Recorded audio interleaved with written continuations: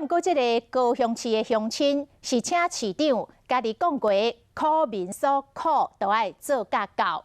讲这个公山区的平和路，见若落大雨，毋是积水就是淹水，甚至这个水会流入去厝内。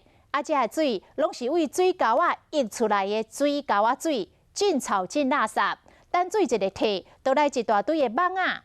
讲这款的状况，几啊十年了，敢若是今年就淹水淹14届。甲市政府反映真侪遍了，但是都是无人要甲因插，在地人真火大。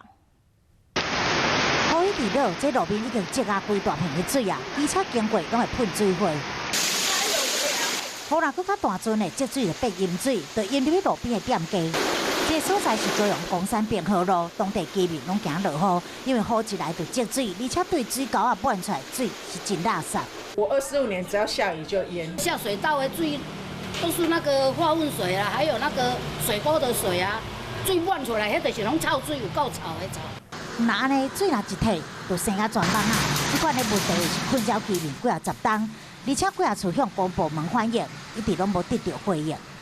你动这些人民、这百姓啥是次等人民、次等公民、次等理吗？是安尼做的吗？居民真生气，只是到底问题出伫倒位？为什么公部门拢无关心，嘛无要处理？